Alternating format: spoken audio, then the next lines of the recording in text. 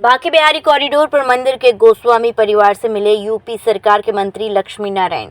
बोले, वृंदावन मेरा घर है, आपसी संवाद से सुलझाएंगे सारे विषय।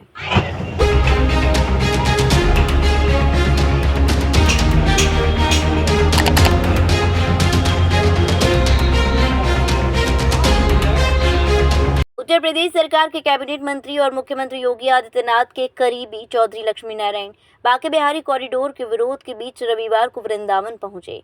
उन्होंने करीब 2 घंटे तक गोस्वामी परिवार के सदस्यों से विस्तार से बातचीत की और उनकी चिंताओं को सुना।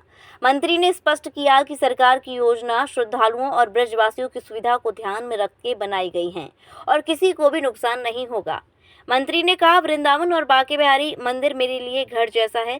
मैं अक्सर यहाँ दर्शन करने आता हूँ और यहाँ के लोग मुझसे पारिवारिक संबंध जैसा व्यवहार करते हैं। उन्होंने ये भी कहा कि मुख्यमंत्री योगी आदित्यनाथ स्वयं एक संत हैं और उनकी अगुवाई में प्रदेश के सभी धार्मिक स्थलों पर विकास कार्य हो रहे हैं।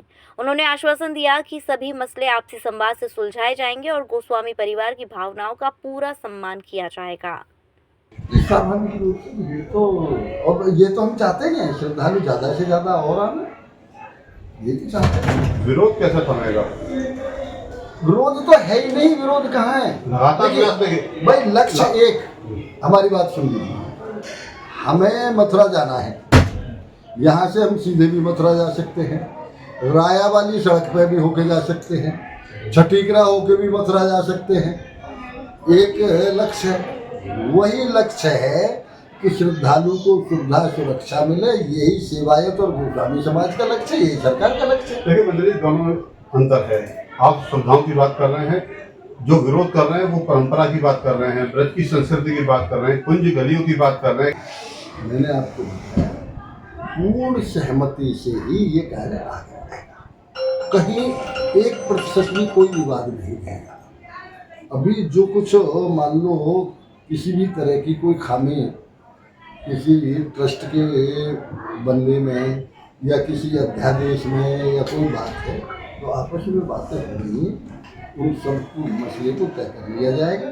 और मैंने बताया है कि जब देखिए, यदि ये सरकार की बात है किसी ऐसे व्यक्ति के हाथ में होती जो धार्मिक नहीं होता, सनातन धर्म में नहीं होता, जब एक ऐसे व्यक्ति के हाथ में एक जो स्वयं तीर्थों का कितना विकास स्वयं कर रहे हैं, आप बताइए मुझे, जो मुगल काल में और ब्रिटिश काल में जिन मंदिरों का हमारा उन्होंने तोड़ फोड़ कर दी, लूट लिए, सब ध्वस्त कर दिए, उन सबको तो वो दोबारा बनवा रहे हैं।